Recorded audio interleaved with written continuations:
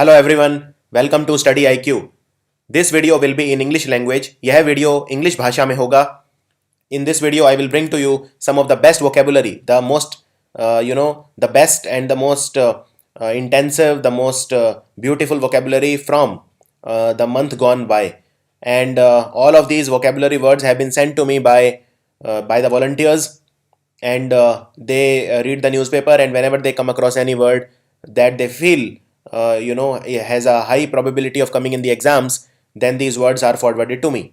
Now I've made a lot of videos in Hindi, more than 15 videos of vocabulary in Hindi. This is my first video in English language because there was a demand from the southern part of India and also from the northeastern part of India that I should make at least a few videos in English as well. So let's begin. These words are from The Hindu and my name is Dr. Gaurav Garg. First word is bemused. Now, what is the meaning of bemused? Bemused means confused. When you are confused as you know, when you don't know what to do, when you don't know what action to take, so you are lost in your own thoughts. In fact, you can also say absent-mindedness. That word can also be used. When you are absent-minded, you are standing in a metro and you forget your, you are lost in your own thoughts and you forget your mobile. That is absent-mindedness. So you are confused, lost in thoughts, you are bewildered. Bewildered means same as bemused. Puzzled also means same as bemused, or perplexed. These are all synonyms, absolute synonyms. Now please note one very important thing. There is a word in English called amused. Okay, so what is the difference between bemused and amused? Now, amused means to entertain. For example, you go to a circus where the joker or the clown, he amuses you. He does not bemuses you. He does not confuses you. So this is one of the most important set of confusing words in English.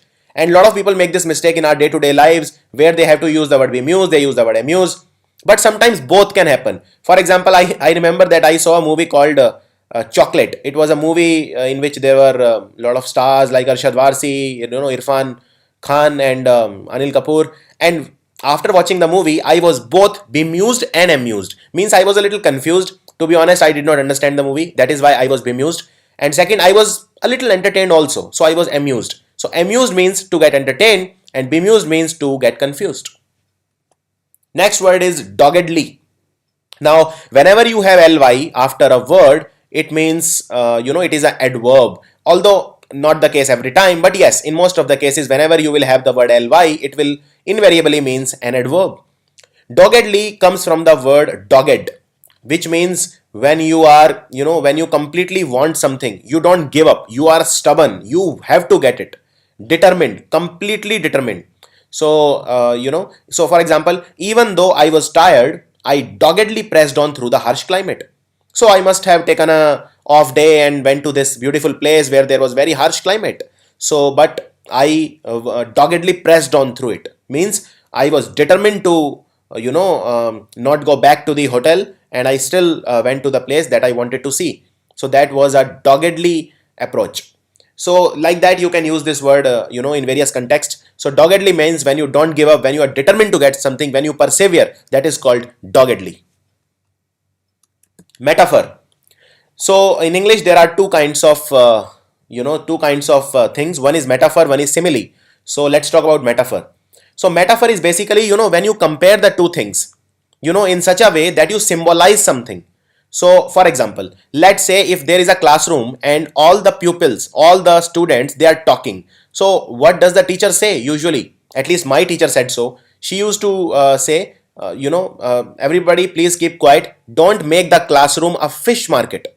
Now, what is the meaning of this? Now, it doesn't mean then that the classroom is actually a fish market, but it is a symbolic way. It is an analogy to compare the two things. That is called metaphor.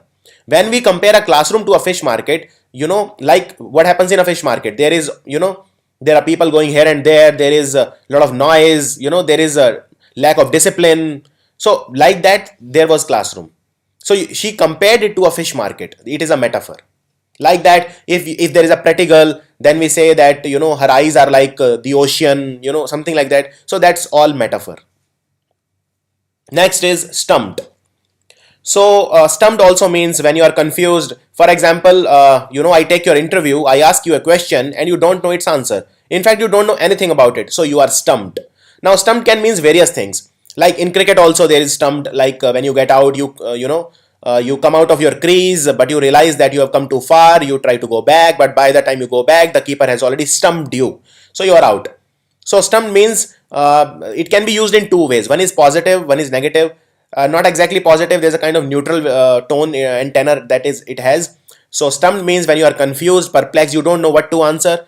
And same with when you don't have an idea about anything, that is called stumped. So after watching the movie Chocolate, as I said, I was stumped, I was bemused. Next is aggrieved. So let's say my neighbor's house, there was a theft. Somebody stole the car. I went to the police station to file a FIR. The inspector told me that only the aggrieved party has the right to file a FIR.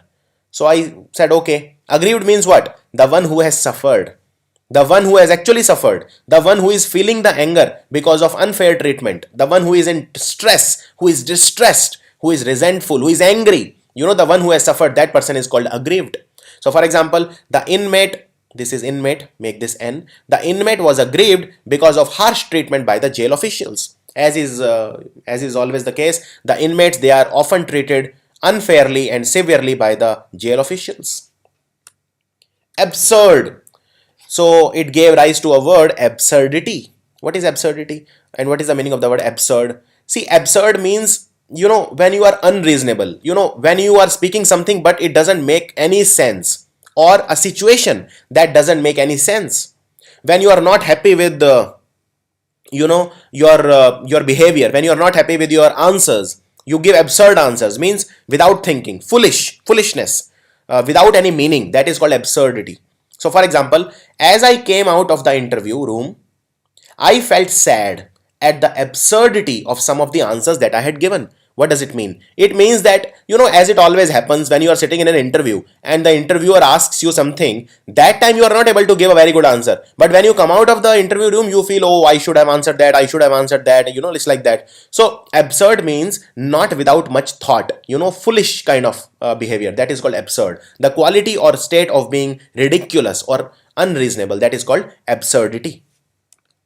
Bereft. Bereft is basically, it has a lot of meanings. For example, the meaning, for example, in with respect to India, like in India, where do we use bereft? Bereft, usually we call someone, like he is bereft of love because, his girlfriend left him. So, and bereft also means when somebody dies, the family is bereft of love, like that. So, bereft means when you become sad, you become devoid of love, you become devoid of hope, you become devoid of, companionship because somebody has left you. Now, somebody may left you because it might be a breakup, or somebody has left you because the person is deceased now or the person has died. That is called bereft. So bereft actually means lack of something, lack of love, lack of hope, lack of bond, lack of companionship. So for example, when my husband died, I felt bereft of love and hope. Farce. See, farce basically, farce, how to explain it? See, farce is like, when you, for example, let's say you are watching a cricket match, okay? Now, you were expecting that, the match would be very close. Let's say two very, closely contested teams, which usually play closely contested matches, very close teams, they are playing a match. Let's say South Africa versus Australia. And you were expecting a very tough fight between the two. But it turned into a farce. South Africa was dismissed for, let's say, 35 runs, the entire team. So it became a comical, it became comical. It became like a funny show. Or in other words, it became a farce. A ludicrous situation, a ludicrous action, that is called a farce. This is not a match, it's a farce. I'm going home and I'm going to sleep. I came here to watch a closely contested match, but what I actually saw was a farce. It was a ludicrous situation. It was a comic show. It was like a comic show. It was a farce. Next is endemic. Now this word is extremely important, and everyday newspapers you see this word, endemic. For example, endemic, endemic, first let me tell you what it means. So endemic means something that is found in only a particular area. Okay. Now there are certain diseases which are endemic to an area, which means they will only affect that area. For example, let's say Zika virus. Now Zika virus is not there in Asia, at least not, it's not very prevalent. Even if there are some odd case here and there, that's fine, but you can't say that Zika virus is prevalent in India or it is widespread in India. No, it is endemic to South America, which means it is mostly restricted to Brazil, Colombia, and these countries. So endemic means when something is common to, when something is found in only a particular area. For example, this plant, it is endemic to Haryana, which means it is found mostly in Haryana. Now attention, there is a word called epidemic. Okay, what is the difference between endemic and epidemic? Very important. See, epidemic means a disease. Okay, a disease which comes at a particular time of the year, that is called epidemic. For example, dengue is not throughout the year. There is a time which is around, let's say, which is the time when the monsoon and the winters meet. That time you will see dengue and chikungunya.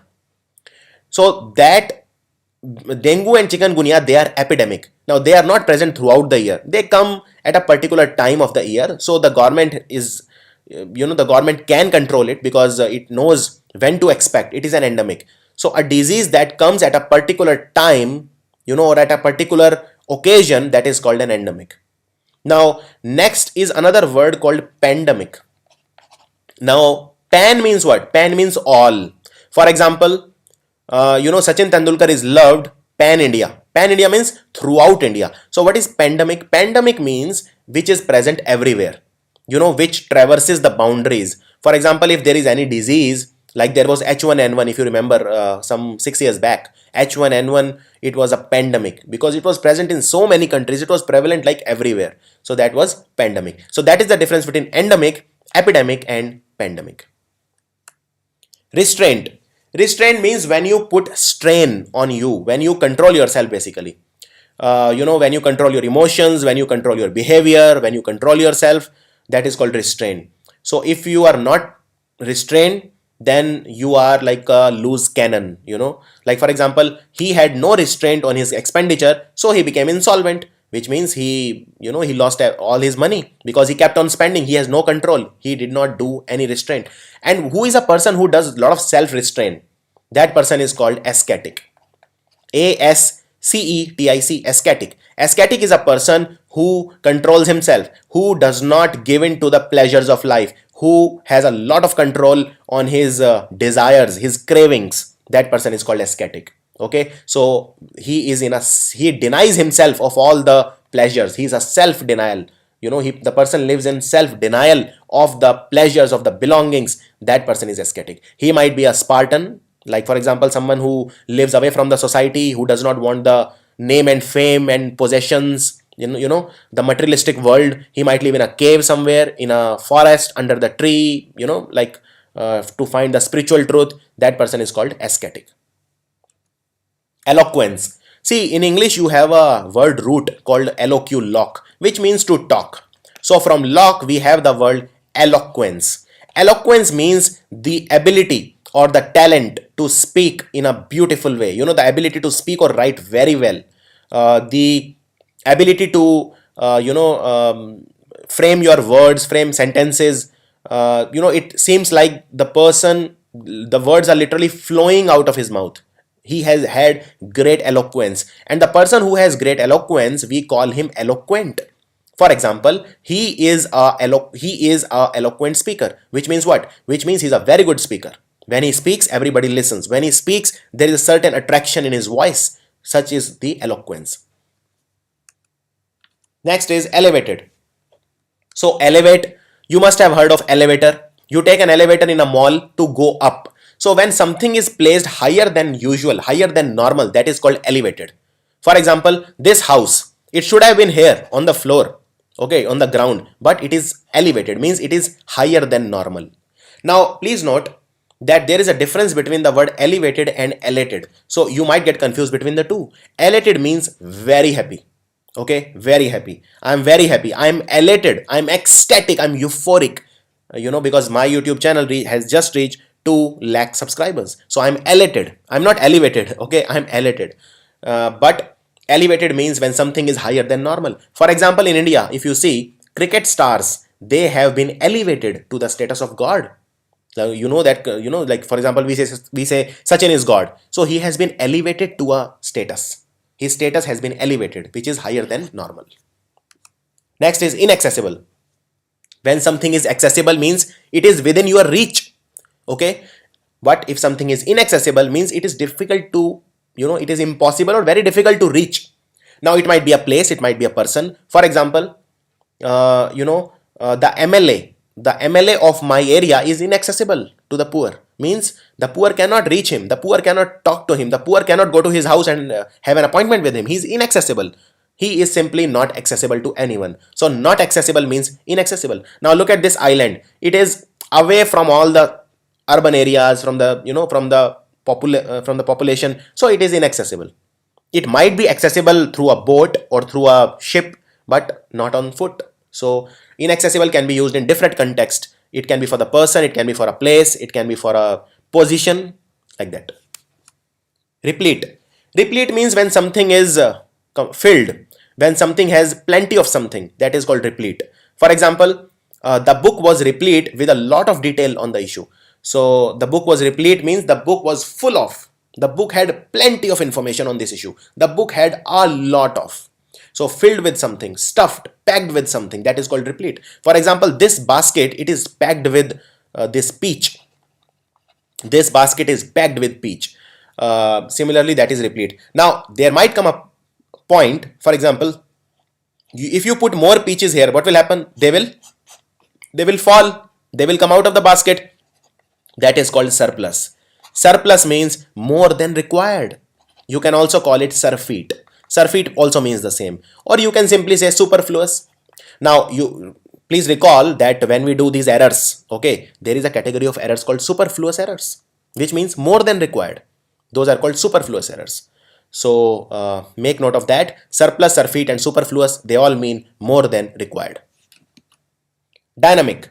Now, dynamic. Now there are two words. One is called dynamic and one is called dynamics. See, dynamics is a branch of physics basically. It is basically about how an object, he changes his shape, its fluidity, all those things. When you put pressure or when you put it to a stress, that is called dynamics. We'll not go into that. We'll talk about the word dynamic. Now, something can either be static. Okay, static GK. What is the meaning of static GK? Which is static. When the capital of India is New Delhi, it is static, it will not change. But what about our economy? What about our share market? Share market changes every day. So something that changes every day, every moment, every second means something that shows constant change. That is called dynamic. Now, this is also used in another way. For example, if I say he's a very dynamic personality, means what? He's very energetic. It's like energy is oozing out of his body. That is called dynamic personality. Dynamic means full of energy, but otherwise it means something that changes often. Next is conscience. Somebody told me, let's go to a casino and let's have a glass of wine. And my answer was, my conscience doesn't allow me. Which means what? See, conscience is ability of a person to judge between right and wrong.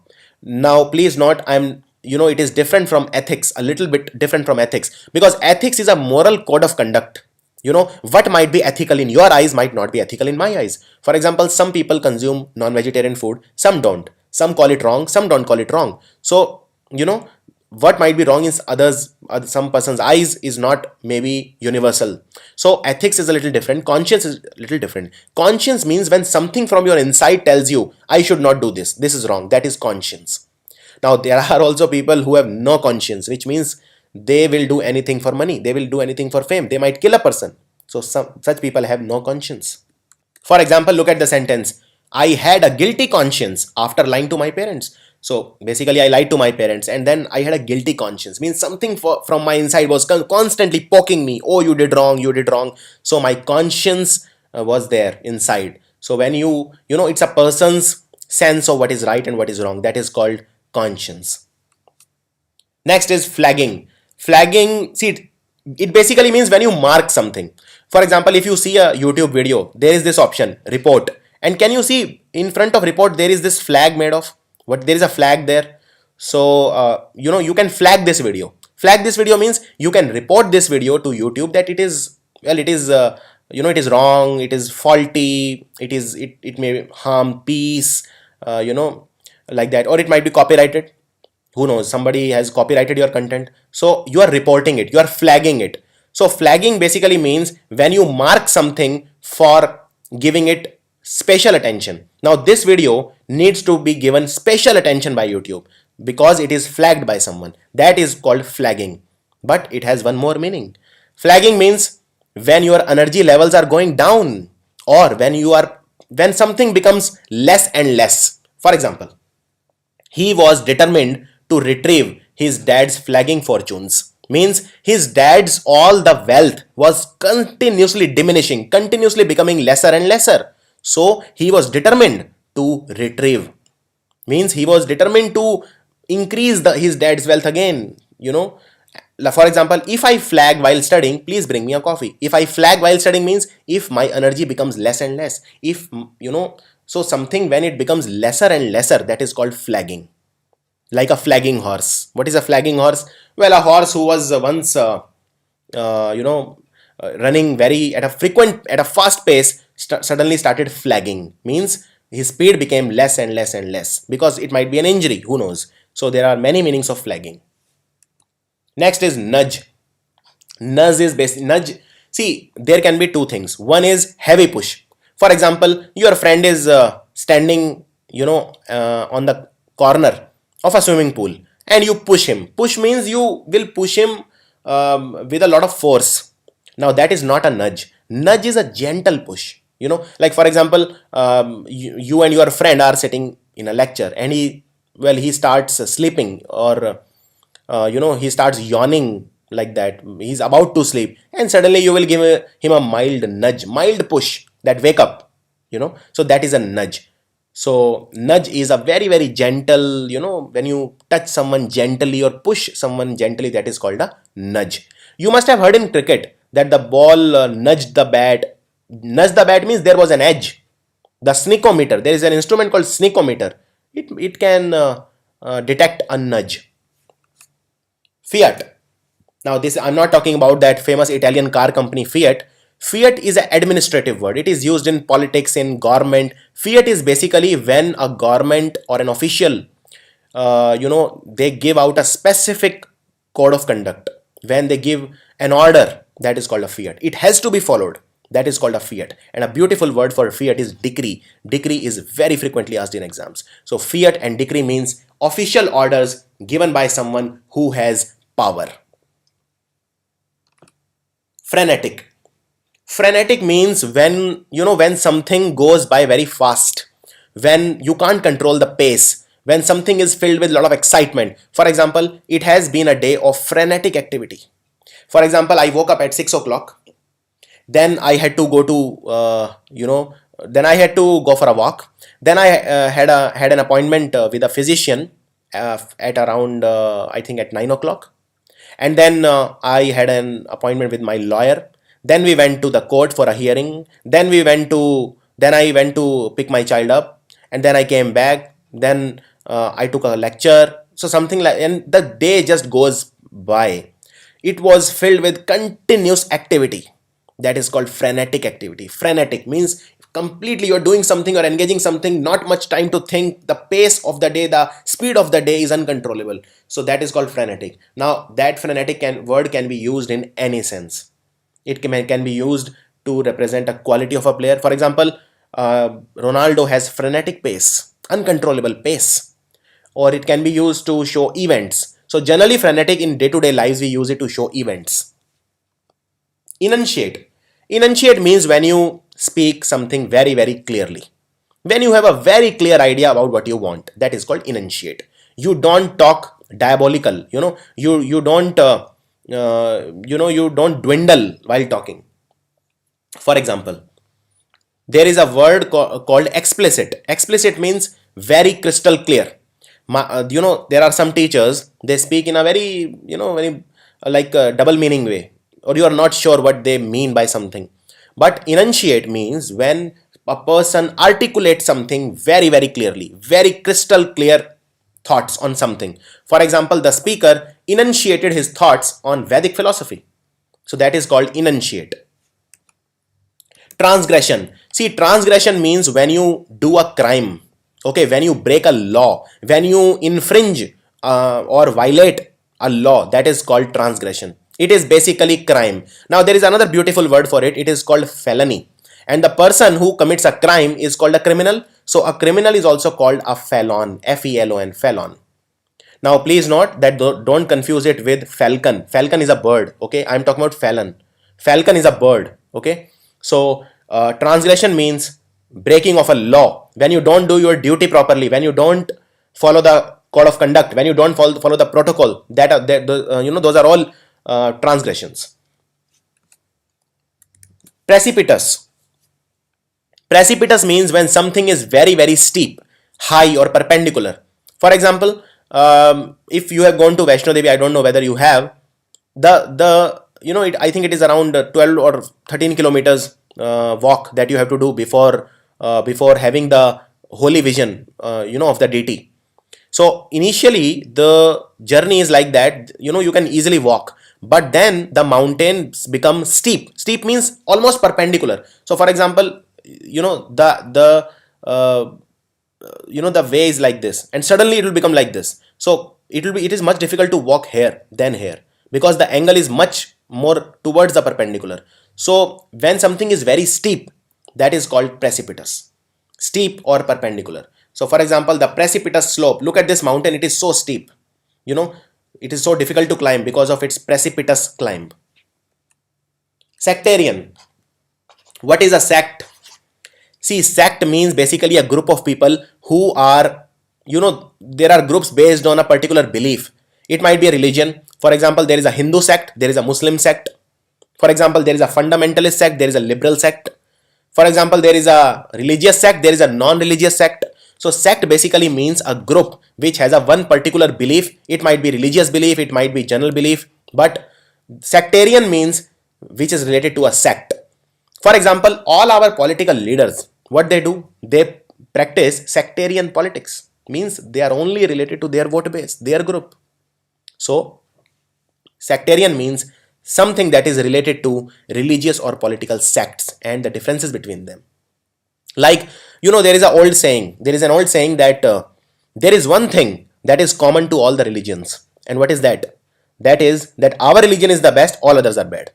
So it's a sectarian philosophy. It's a sectarian thought that every religion preaches. So sectarian means when people are divided into sects and, corresponding to sects.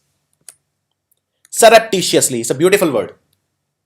When you do something surreptitiously, you do it secretly. You don't tell anyone.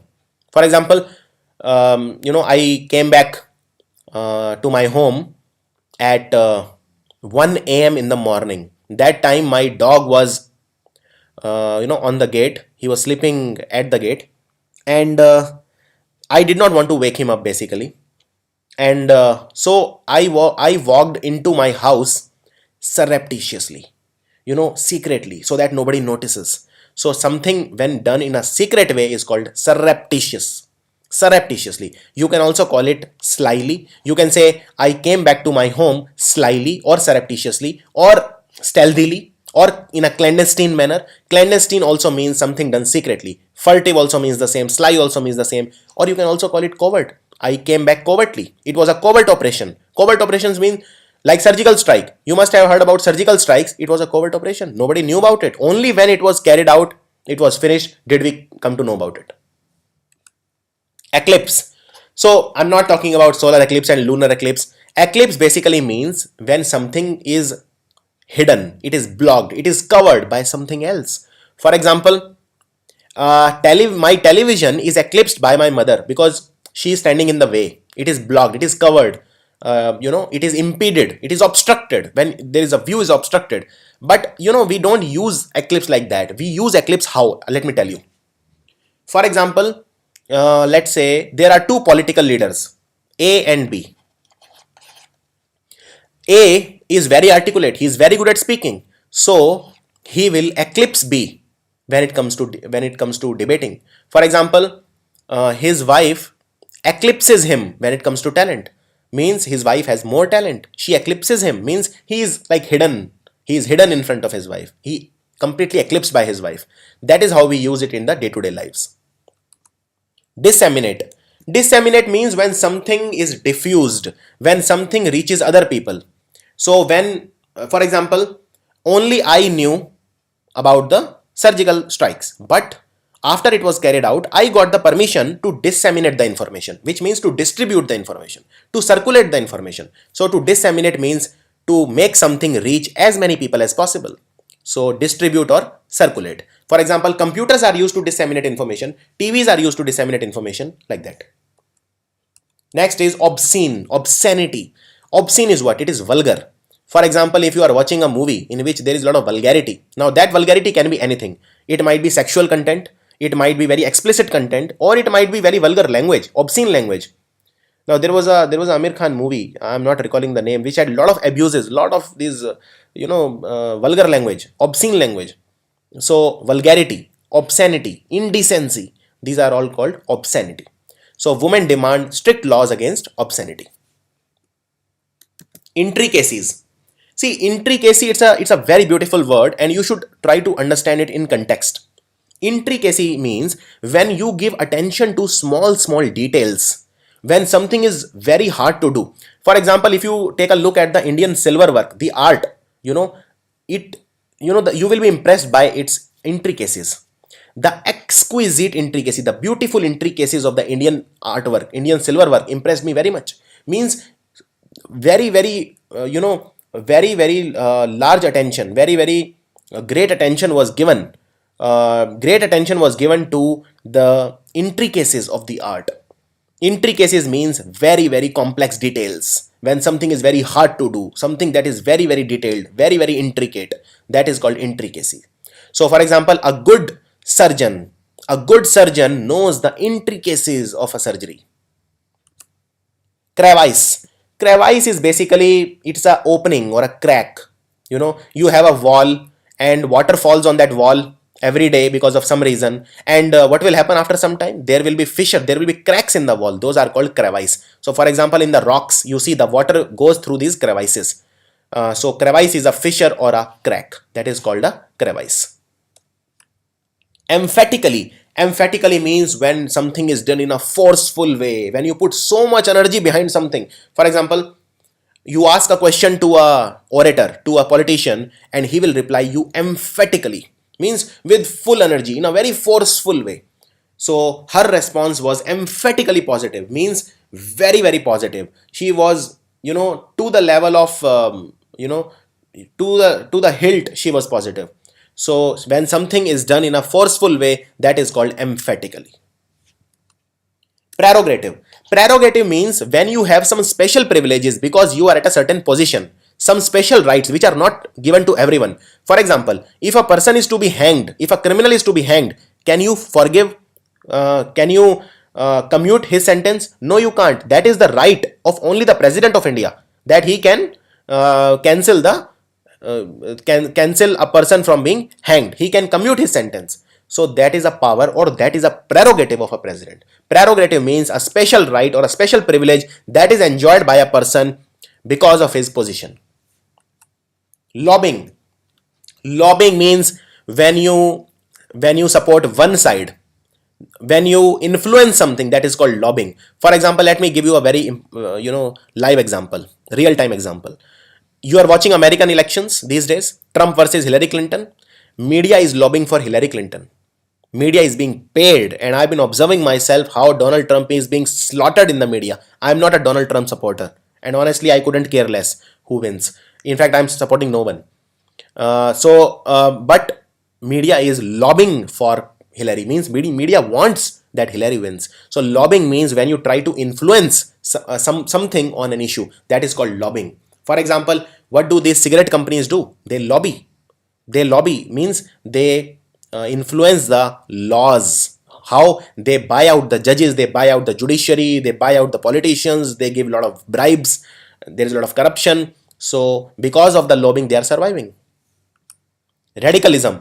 Radicalism means when you have an extreme ideas, like Donald Trump. So once Donald Trump was asked how to stop terrorism in America, he said, don't allow the Muslims to come in our country. Now what is that? That is a foolish idea. That is a radical idea, extreme idea. That is a, so basically radicalism is a concept, and a person who believes in radicalism is a radical. So there are two types of person. One is a liberal, one is a radical. Radical is a fundamentalist who will not move away from his thoughts, who is stubborn, who is very, he's like a hardliner. We call such person a hardliner. He is very obstinate and stubborn about his philosophy. That is called a right winger. You can also call this person a right winger. Whereas one is a liberal. Liberal person is the liberal word comes from liberty. Liberty means freedom. So a liberal person is more accommodating, more he will listen to you, he will try to accommodate your ideas. He is slightly more open-minded in his thoughts, very relaxed in his thoughts. Whereas one is a radical. So the terrorists, they are radicals, they are not liberals. Recourse. Recourse means something that you do to avoid a problem, or when a problem comes, you take an action. That is called a recourse. So it is basically a choice. It is an opportunity or a choice to do something in order to deal with a problem or situation. That is called a recourse. For example, I took every step, but the only recourse left for you is to take legal action against them. So for example, we tried everything. First we tried talks, they didn't work. Then we tried, we tried everything, but the only option left, the only recourse, the only choice left for us was to take legal action. So recourse is basically a choice to do something. Next is stringent. Stringent is a very easy word, very strict, very strict, very severe. That is called a stringent. And a person, now there might be a person who is a strict disciplinarian, means you must be having, even you must have had some teachers in your childhood who were very stringent, who were very strict. So there is a word for it called disciplinarian. You can also call such a person martinet. A martinet is a person, he was basically a French, army man, Martinet. He was very strict. So on his name, it is an eponym, therefore. An eponym is a word which is made after a person. So martinet is a person who cannot allow indiscipline. He is very disciplined, very strict, very severe. Exemplary. Exemplary word comes from example. For example, Kiran Bedi, she is an example to all the police officers. Honest police. She was an honest police officer, So she was exemplary. Exemplary means which serves as an example to others. That is exemplary. For example, I scored 100 out of 100 in my maths exam. So my performance was exemplary. Means it can be used to set an example in front of others. Flagrant. Flagrant means when something is very bad. That is called flagrant. It might points toward wrongdoing also. His wrongdoings were very, flagrant. Such an action would be a flagrant misuse of power. Means everybody can see it that the boss is misusing the power. It is a flagrant misuse of power. Something that it cannot be ignored because it is very obvious. Everybody can see it. It is flagrant. So something that is very obvious because it is very bad is called a flagrant. Ubiquitous. It's an easy word. Ubiquitous means when something is present everywhere. Like for example, air. Air is ubiquitous. God is ubiquitous. Internet these days is ubiquitous. Let me tell you, you go to any place in India and you open your Wi-Fi, there will be one or two connection definitely showing up. So internet these days, you can call it ubiquitous. So ubiquitous is, there is a very good word for it called omnipresent. See, omni means everywhere and present means present. So something that is present everywhere is omnipresent. Similarly, who is omnipresent? God is omnipresent because God is present everywhere. So similarly, there is a word called omnipotent. Potent word comes from potency, which means ability. So God, he has ability to do everything. So he is omnipotent. So omnipresent, omnipotent, and omniscient.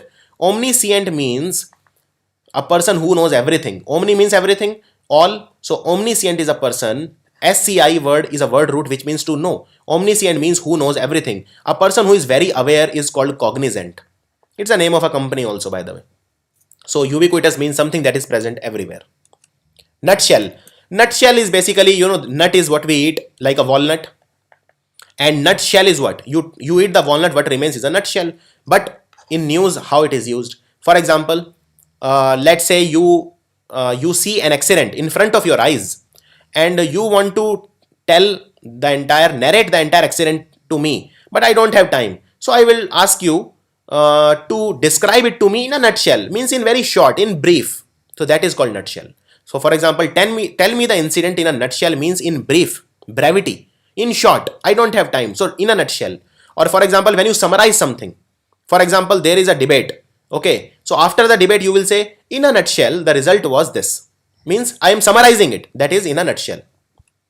Dampen means when something becomes less, when something's effectiveness is reduced, when something becomes less active. For example, my hopes, they cannot be dampened by this weather. My spirit cannot be dampened, means nothing can affect my spirit in a negative way.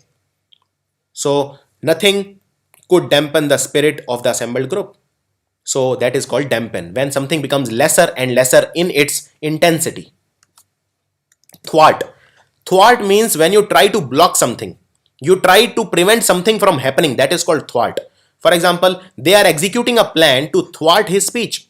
Politicians, what they do, they try to thwart the progress of the country for their own benefit. That is called thwart. To prevent something from happening, from taking place, to impede something. You can also say impede. You can also say obstruct. So these were the best vocabulary words from this week, I think for the past 2 weeks, sent by volunteers to me. I hope you enjoyed the video in English. Please share the video as much as you can. If you want, that I'm very serious about it, if you want videos to continue in English,